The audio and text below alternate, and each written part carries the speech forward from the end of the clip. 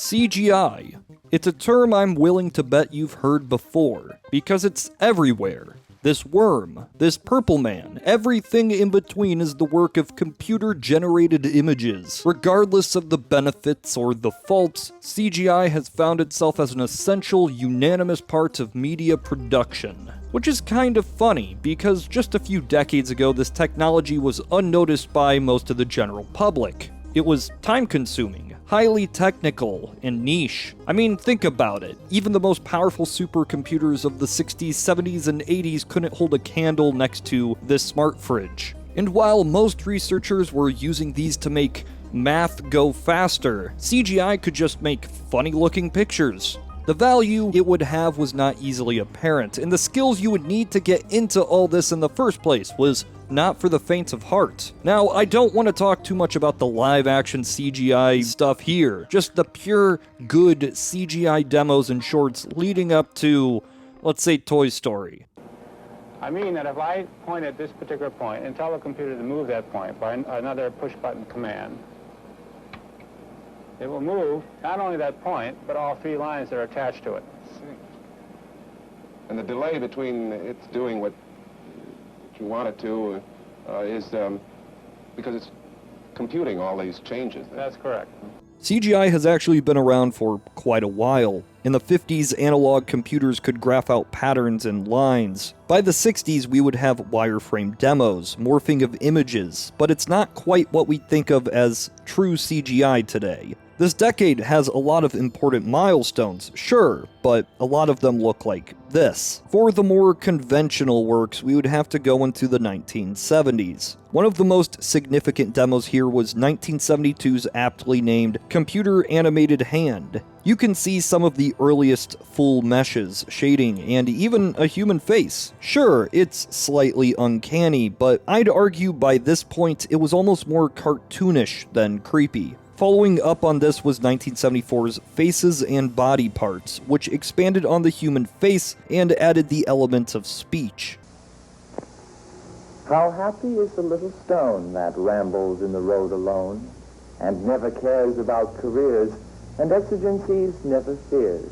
These early tests were groundbreaking, sure, but in the process found themselves deep in the uncanny valley. Not all CGI was being done for research, though. There was a small commercial element to all this even in the early 1970s, namely in advertising and station breaks. You can find several companies putting out demo reels showing any ads they've produced along with the tech demos they've created. These demos could bring in more clients and potentially more employees interested in working with what was at the time a very niche segment of the computer industry. One of my favorites is Maggie Synthavision's 1974 reel.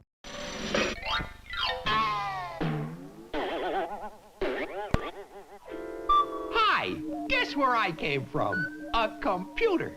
Me and my hat. And everything else you're gonna see in this film.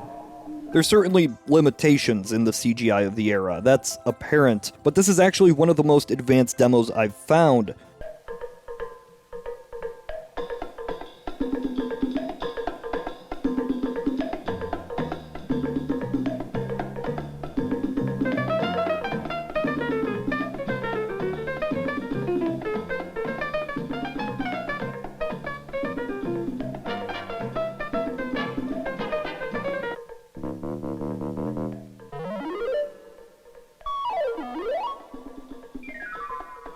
Simple polygonal shapes, flat colors without texture. Cityscapes and cars were quite popular in 80s CGI, but for the 70s, this is astounding. It's a very empty space. You can tell where the world begins and ends, but that's par for the course in most early CGI. By the late 70s, we would start to see the earliest short films using three-dimensional polygons. Here is 1978's On and Off at the Circus.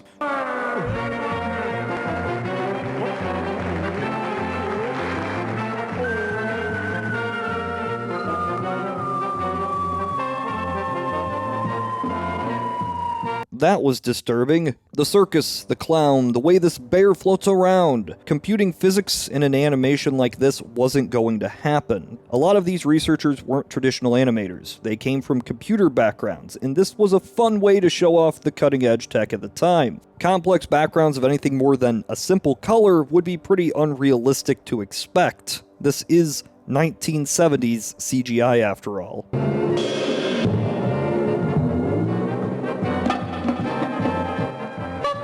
Released the same year, Voyager 2 Encounters Jupiter has aged much better. Having a background of stars was ideal in early CGI. You don't need to worry about rendering more objects. It gives much needed spatial context. And you don't have a black void. Also, having a setting of space makes the lighting a bit more realistic since you only need to account for one light source, the sun. Even with slightly janky animations, the camera moves well, and this is a top-tier demo for the 70s. By the end of the decade, in 1978, the first ray tracing demo was produced. The Complete Angler.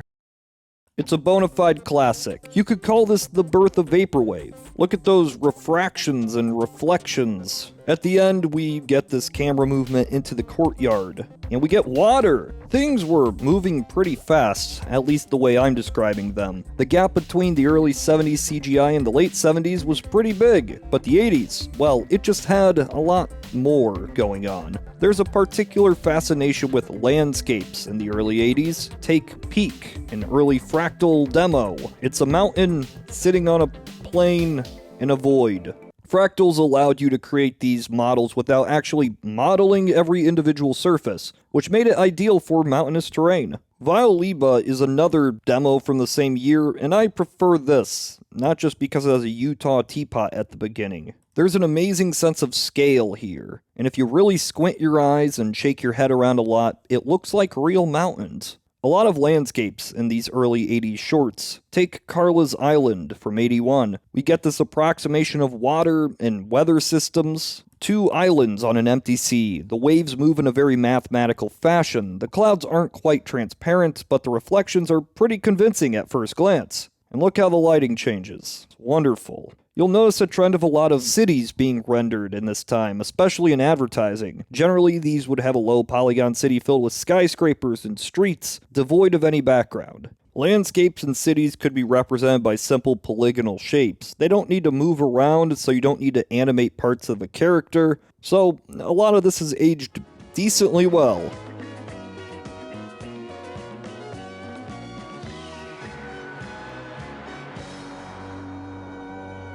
Early 80s demos would generally avoid shadows. You might notice these shadowed gradients on objects, but it always looks really harsh. One of my favorites, and one of the most unsettling shorts, is 1981's Adam Powers' The Juggler.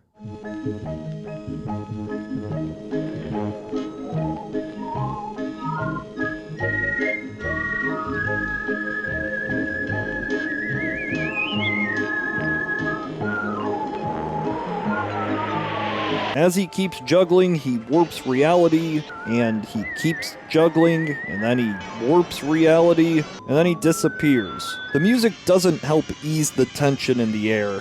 This feels like it defines a lot of the early 80s CGI. Overly saturated colors, set in space. Most objects don't cast shadows, but when they do, oh, they sure do. 1982 was a big year for CGI because we got Tron. You remember Tron?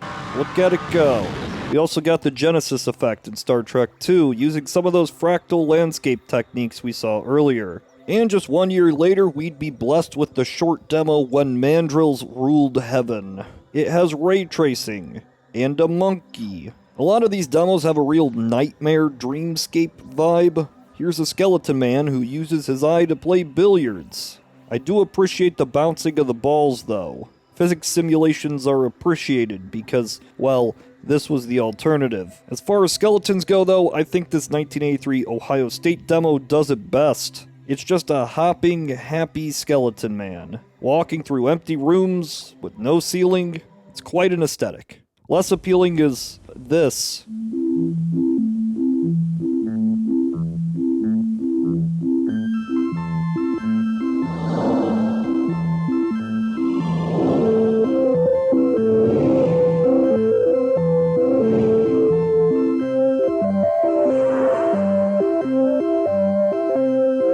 music choice, the xylophone floor, the bears. It's so dense, every single image has so many things going on. In 1984, we get one of my favorite short films of the early CGI era, High Fidelity. It's about shapes doing fun things on a fun polygonal island. What I love so much about this is how it works within the limitations of CGI at the time. Our protagonists aren't humanoids, they're just shapes. The background is covered in lush, polygonal foliage. The camera appears to be ray traced, bouncing rays from a camera to the camera. It's funny. Two-dimensional dog. I imagine the skybox as a texture, and it works. Sure, you don't have self-shadowing, but I can easily suspend my disbelief. On the other hand, we have Snoot and Muttley, made the same year. The first frame, the very first frame, we're greeted with this weird smooth lighting, the bizarre texture on the flat plane, the simple polygons, and complete black void in the background. I can't see any shadows here, but the main focus is on these two birds, with human eyes. It was a showcase of how emotion could be shown in these CGI characters, and sure, it succeeds in that, but at what cost? This may or may not be the original music, but it's something.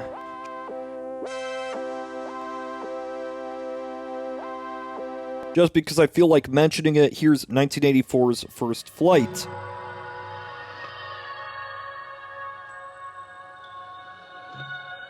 What catches me off guard is the transparency effects of the clouds. The bird animation it's very bird-like. I get real PlayStation 1 cutscene vibes here. Not a lot to say, but yeah, that's neat. Here's Maggie Synthevision's demo from 1984, a decade after we first looked at them.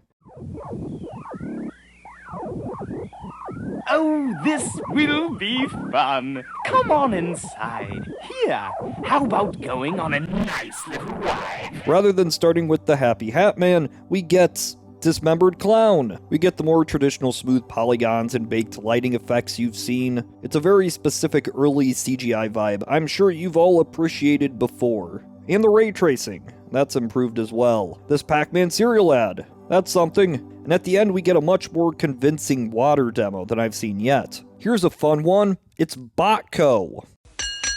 Get all your fusion and fission needs at Botco, the #1 name in high-energy fuels. Matter, antimatter, it doesn't matter at Botco. It's a fake ad created by Pacific Data Images, and it has all the tropes of traditional CGI, the void of a background, seemingly empty spaces, but at least there's some hills now. And clouds, and shadows. I like it. Them all. Don't pay those expensive re-entry fees. We'll bring the widest variety of particles, subparticle, and theoretical energy fuels factory direct to you. Now, here's something I've always questioned when it comes to older CGI demos. Generally, we only have access to the low-quality rips, and it's hard to rule out whether the low resolution and film grain makes it seem a little bit more creepy. I don't necessarily think that's the case, but the VHS quality demos do have a certain nostalgic appeal. But luckily, we have a high-quality rip of the famous Brilliance advert. As you can see, it stars Sexy Robot Lady. It's set in space. Who would have guessed? And while the robot herself isn't that shiny, the table sure is. I'm pretty sure I used this on a thumbnail once. Looking at the behind-the-scenes footage, the original concept art was amazing. It's also pretty funny that they refer to this as photorealistic. It has to be something where you really can't tell if she's real or if she's computerized. Her movements are very human and she's very sexy but very strong. The definition of photorealism changes constantly, and I think as we're exposed to more advanced CGI, our definition shifts as well. It's like the owl from the beginning of Labyrinth. That was photorealistic back in '86, but today, not so much. I don't know, maybe if it was in 480p it'd look better. Let's try that. Sure, yeah, that's great. By the mid-'80s, we have the start of the oh-so-famous Pixar shorts. Not really, though. Pixar, at this point, was technically a division of Lucasfilms. 1984's The Adventures of Andre and Wally B. Unlike many of the prior tech demos, this had an ulterior motive for its creation. Not just as a technical marvel, which it was, but as an artistic work to show off the potential of CGI as a medium for animation. Sure, that's been done before, but, you know, they really lean into it here. The story is simple. A blue thing finds a bee, runs away from the bee stings the blue thing throws the hat. Pixar is generally a step ahead throughout all these demos. They always bring something new to the table and show truly state-of-the-art technology. But with that being said, I don't like this one. I understand it has big technical achievements such as the jiggly soft bodies and the motion blur. Look at that motion blur. But there's so many other things that bother me. It's this use of real textures on these low poly surfaces. The lighting in the background feels so off, but the trees use realistic textures. Those tree models are also way better than you expect for 1984, but still. This was all due to limitations of early CGI. It's why it looks the way it does. And it works well within its own restraints, but, you know, I'm still gonna complain. There is a background, there are things behind the focus of the animation, but it's like a parallel world where things don't look like the things they're supposed to. Character animations are better than what you'd expect, though, but it is a far cry from replicating that hand-drawn animation style. Everything looks smooth. It moves smooth. It's too smooth. A good general rule is that any human that has a polygon count equivalent to that of a kazooie is going to have those select visual distinctions. The use of emotion in the face is pretty great for the time, I'll give it that. But the scary French man playing piano with laughing masks, it's... that was a decision. As he plays, it starts to get a bit weirder, and eventually it devolves into this.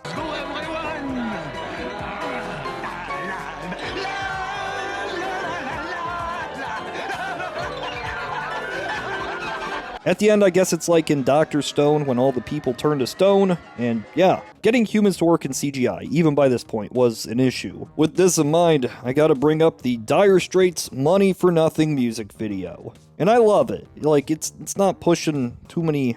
It's not too wacky, but the CGI work I still think is phenomenal. There's a lot of used space in which it has the limitations of basic shader colors and tile floors, and it works well. That's what I'm trying to say. Sometimes it can be difficult to distinguish whether demos are trying to be stylized or realistic. Take one of my favorites, 1985's Chromosaurus. Look at it. Look at the dinosaurs. Chrome dinosaurs. I don't really see a texture on the ground, but a few cracks here and there. Maybe that's a texture. A few mountains. Look at those mountains and some clouds. Instant classic. There's a consistency in the themes here. There's a lot of rigid bodies, shiny surfaces, leaning into the 80s computer zeitgeist of the era. However, some short films took a very different direction.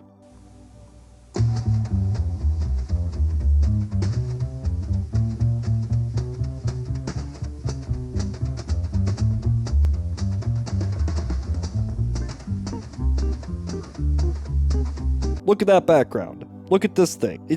It's great. It's kind of creepy. I don't know exactly what's going on all the time. Quest from 85 as well shows some peak aesthetic with some new ideas. We follow a thing that travels through things. It has some nice water effects for the time, and the world feels alive, more complex than what we'd normally get.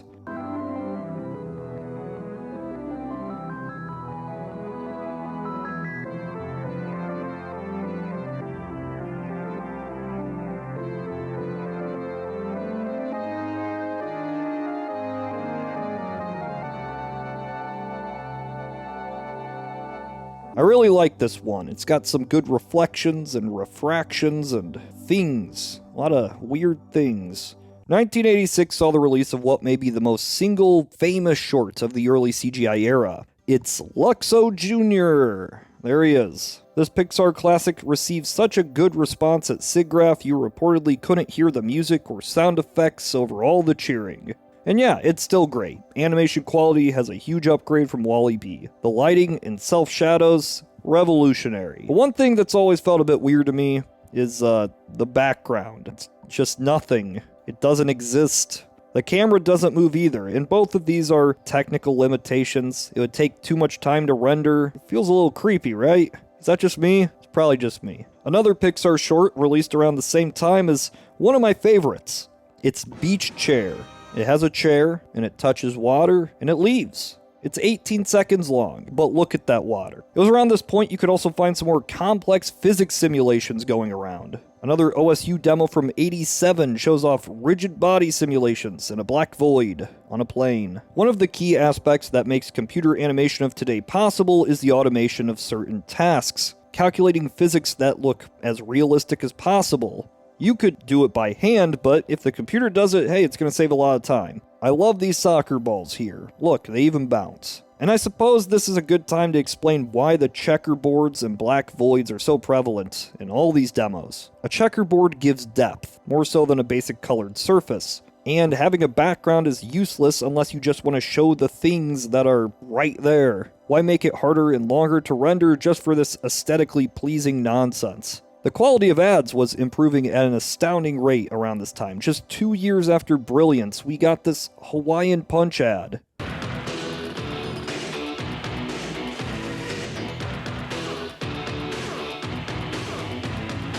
That music slaps, even if it is just knockoff Trent Reznor, but there's so much detail in some of these models, far more than I'd expect. It's also a lot longer than Brilliance. The backgrounds are, yeah, it's still kind of a black void over there, but still, whatever. In 1987, we get my favorite Pixar short film, Volume Visualization on Image Computer. We get volume visualizations, which in this case I guess means clouds. Fluffy, good, honest clouds. That's what I'm talking about.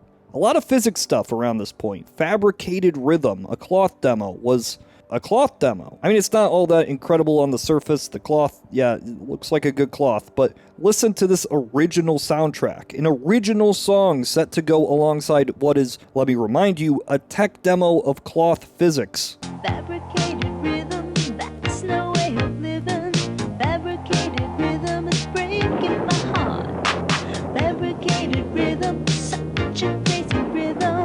Fabricated rhythm is tearing me apart. Is this video gonna get claimed now? Stanley and Stella in Breaking the Ice is a fairly popular CGI short film. It's set in a sphere. It's got some weird birds. I don't like that bird. There's the fish from Shark Tale. I'm sorry, those eyes ruin it for me. It's all technical achievement aside. Just get rid of the human eyes on birds. Who knew Snoot and Muttley was such a trendsetter? One of my favorite demos of this year is Mental Images, intended to be an abstract short film, which it is. It's a little weird, but it's got some atmospheric moments, a sense of scale, the lighting, it's all good. These reflections at the end, they're really good. I mean, really good. And we have another Pixar short, Red's Dream.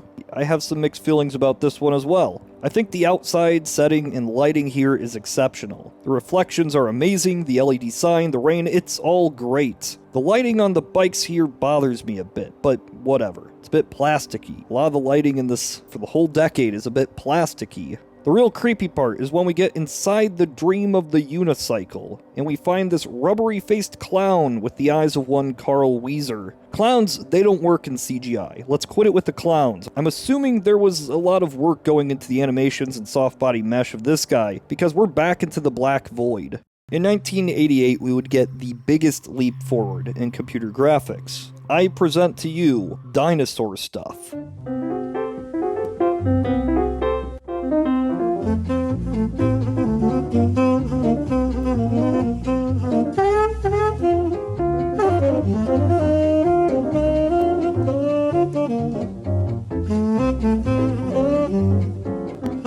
Many of the tech demos during this era still wouldn't have shadows. Usually it was to show off new physics or dynamic polygon movements, but still, I would like shadows. The tree from 1988's Natural Phenomenon. That's a good-looking tree. Probably the best tree I've ever seen. Ever. Also, in 1988, Particle Dream shows off some truly stunning and startling effects. It's a bit weird. It only gets weirder, though, with possibly the most terrifying CGI demo of the 1980s. 1988's Polygon.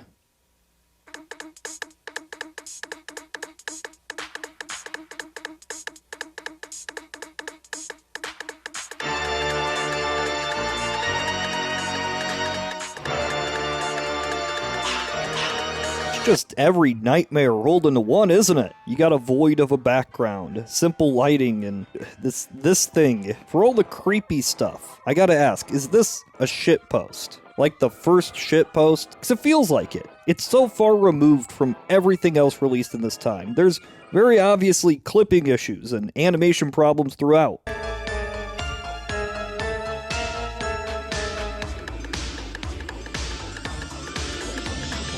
The same year, we get another CGI work that spawned this lifelong fear of early CGI in me. It's another Pixar short, and a famous one at that, Tin Toy. On a technical level, again, very impressive, but I hate it. We aren't in a void anymore, but it's a single empty room. Very liminal spaces here. The textures are almost realistic, but nothing looks quite real. The worst part is that baby. This is one of the most horrifying things I can imagine seeing in the 1980s, or the 90s, or ever. I don't care about the technical accomplishments of this at this point. It's just disturbing. I've never been a fan of this short, but it is possibly the best example of creepy 1980s CGI. But I do like those background characters. They look how I feel. Even as polygon counts increased, realistic textures stretch across the floor. It only makes things more off-putting. We're past the shadowless worlds and money-for-nothing cartoonish humans. And as things look better, in some ways, they kind of look worse. And I think part of this reason is lighting. See, in the real world, photons are emitted from a surface and they hit an object and they're either bounced off or absorbed. Almost everything you see reflects some light, casting subtle colors on what aren't necessarily shiny surfaces. In modern computing, you can take all this light and just calculate it with path tracing of, well, what's that going to look like? Oh, that looks great. You can't do that here. You can't do that for a long time. So instead, they have to approximate. What we get is something that looks almost real, but light doesn't work as it should. It's like an uncanny valley, but instead of measuring how human something looks, it's how real does it look. And this is close to reality, but something important, that element of lighting, is off. It's also why lighting in shaded areas, like under the couch, looks so flat. It's why everything looks so flat. There's no indirect lighting from other objects. Well, to get away from some of this realism, let's look at Jab Jab Land. I don't like Jab Jab Land. Chris Wedge of OSU, the creator of this masterpiece, had some other interesting shorts, including Balloon Guy. I gotta say, I love those jiggly physics on display. And the dog, what a dog! Another unsettling work is The Little Death from '89.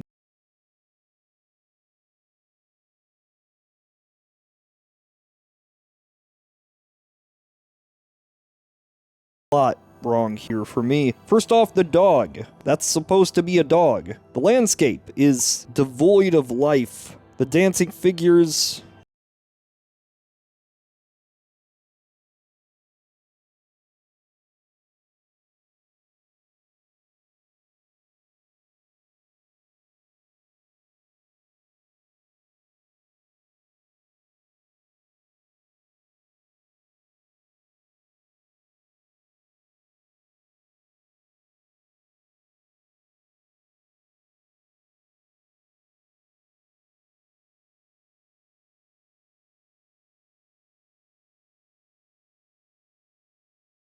short, it's locomotion. It's just a train. A moving train. A Mugen train. I like how the train squishes and squashes. That's kind of fun. I don't love the trees and grass textures, but everything is so cartoony it gets a pass. You know, not all early CGI needs to instill fear in your heart. Take this. Petey meets the dragon. I mean, just look at it. It's a fun, bouncy dinosaur, and then he meets the dragon, and then...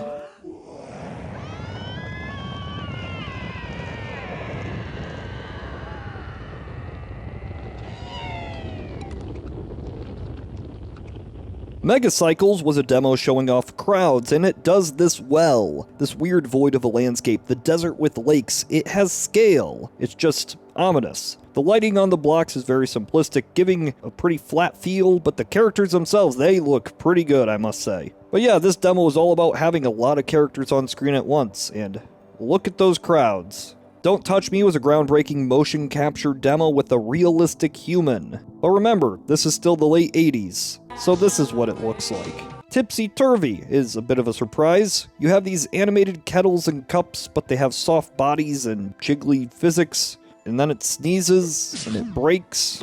Now that's a bit sad. One of my personal favorites of all time is Knick Knack. You might notice a trend in Pixar's choice of characters this time around. It's plastic. Plastic is good at showing reflections of light without having to reflect much of the detail in the scene. Visually, it's peak early CGI. The lighting is flat, objects don't seem to cast shadows upon themselves, but it works well in this particular aesthetic. And the music. Never forget the music. Great particle effects, awesome motion blur, and while there's a certain oddity in all of this, I mean, the room still feels pretty empty, I still think it feels more fleshed out than Red's Dream. In sunny Egypt, look at him. He's perfect. If you've ever seen the short on the Finding Nemo DVD, it was likely the censored version. Can you spot the difference between the two? I'm definitely biased towards this one. I imagine this particular short spread fear in many a child because I know I found it off-putting, and it probably was. But by the 1990s, CGI was starting to grow up. The technology became more commercially viable, more money was invested, and it seemed to have a compounding effect. I mean, just look at some of this early 90s CGI. Look how good it looks. By 1993, we started seeing CGI on television, both with VeggieTales and The Incredible Crash Dummies. I'm sure a lot of you have some heavy nostalgic feelings towards CGI in the 90s, but it still can look a little creepy. I think it's that flat lighting. There is an acceptable level of quality though. At some point, this stuff looked fine enough. It could be rendered fast enough, and it could be justified in big blockbuster films. I mean, take this 1994 Alias demo at SIGGRAPH of a moving hand. Man, 20 years sure makes a difference. In tandem, transparency and lighting effects were catching up. We're well past tin toy here. While many of these things aren't photorealistic today, you can at least see how somebody might perceive it as such in the 90s. Now, you know what's coming. Once Toy Story is released in 95, the CGI animation scene is never the same. For decades prior, there had been attempts to get a full-length CGI motion picture made, but generally the amount of time it would take between making the film and rendering it would all look outdated by the time it released, which makes Toy Story interesting. It's such a far leap above everything else we've seen, and I'm sure to many it holds up well today. And I might get a lot of shit for this, but I think there's some elements that are off-putting to me. Now, I never noticed it as a kid, but looking at this 20 years since I've seen the film, yeah, it still kind of looks like early 90s CGI. It doesn't have the issues of sitting in a void and the animations are great, but there's certain elements that still bother me. Like, take foliage. Look at the density of that grass. Creating different polygonal models for each blade was not going to work. So we have this displacement shader, and it looks almost real, but not quite. There's a lot of realistic textures in this movie, and it makes that baked lighting more apparent. Certain scenes have definitely aged better, like inside Sid's room, that looks great. That window there, it's a great window. And the human models though, yeah, it's better than what Tin Toy had. But no, I'm not gonna shit on this that much. For the technology of the time, it's truly astonishing what was achieved here, and CGI finally got the attention it deserved. There's something unique about these early years of CGI. Something almost akin to liminal spaces. Very stylized, very nostalgic, and this sense that something might be off. And I think that's part of the charm. A lot of these demos, they push the boundaries of CGI further than ever before, and occasionally, they went a bit too far.